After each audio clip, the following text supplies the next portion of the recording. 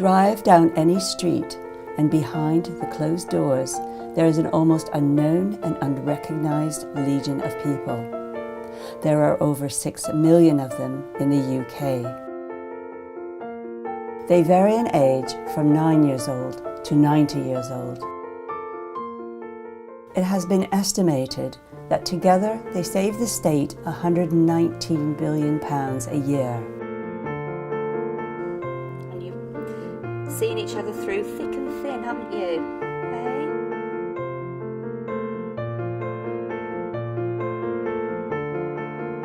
My mum was diagnosed with vascular dementia. A decision needed to be made as to how her care would be carried out. We looked at care homes in Solihull and here in Hereford too, but decided the best thing for her and probably the family en masse would be to bring her here with us, and we'd look after her here with help.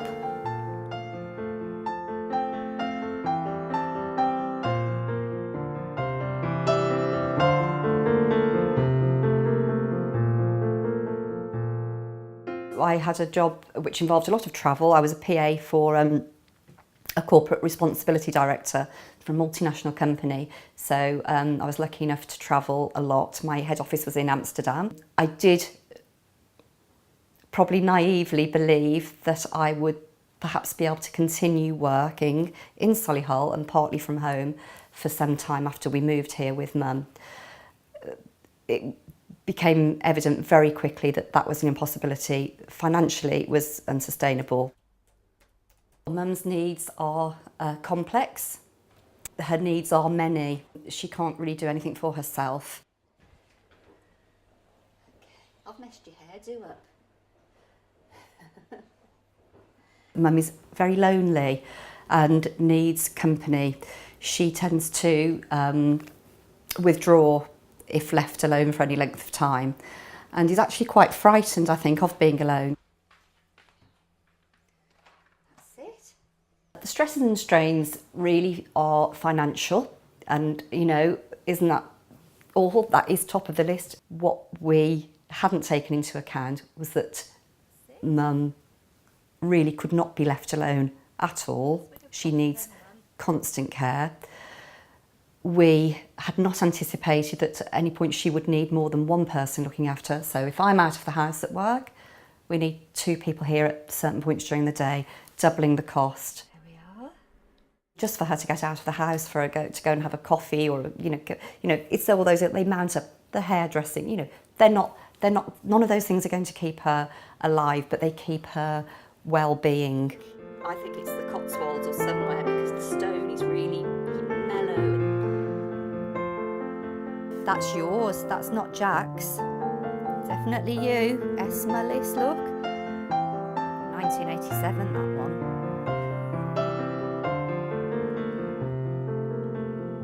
The physical strain is obviously something you have to consider.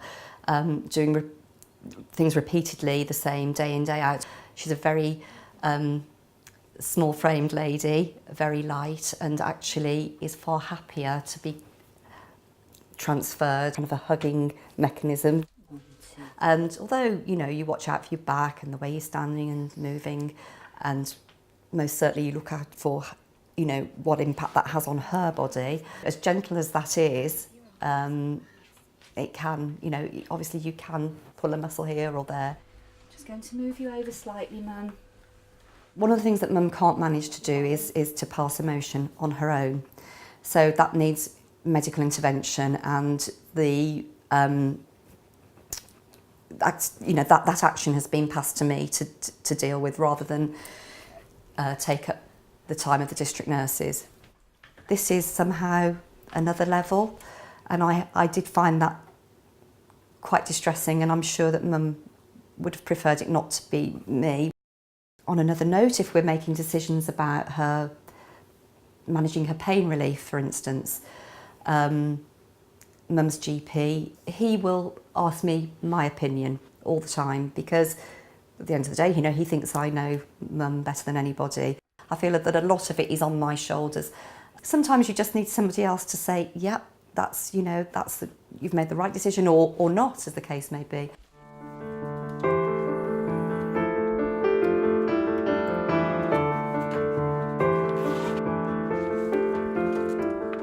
The admin takes up a lot of time. I spend a lot of time talking to various people, whether it be district nurses or perhaps the doctor or mum's community psychiatric nurse who deals with her overall condition, the vascular dementia. We have discussions with occupational therapists, physiotherapists, and on top of that, the various care agencies that we have involved and the private carers.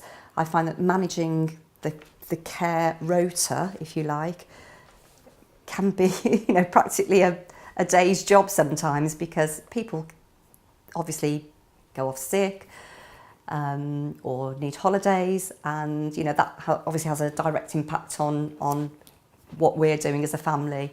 One of the hidden problems could possibly be the mental strain, the frustration of constantly repeating the same action, the same activities, same four walls, and the frustration in dealing with various agencies, managing other carers, and the frustration of actually not ever seeing an improvement, really. Remember all those tomatoes you washed? I have to say, in all honesty, I resent the fact that I have not been able to continue working. It's removed an essential right for me. Personally, I'm quite cross about the situation.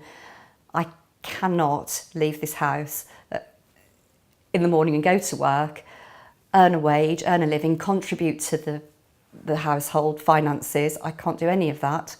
I feel that I am living mum's life. And none of us can live two lives. It'll catch up with you eventually. My life, my needs get put on hold without a doubt.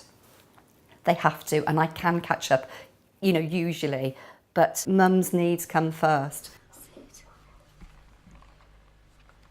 I'll pop it back under there in the warmth, all right? The thing that I would like to change for me as a carer, if I were in charge, I'd like to see continuity of inter-departments within the local authority. I'd like to see better communication. Okay. I'd like to see realistic funding. Get you positioned. We should be able to maintain a lifestyle. I should be able to go and get a job, and there should be somebody that we can turn to be with mum when I'm not here. And people like my mum, she could not survive without me. If I could do it over again, I would separate my heart from my head. I would not be afraid to be firm with people. I wouldn't accept things without question. I would actually ask for more help, not try to do it all on my own, accept offers of help when they're given,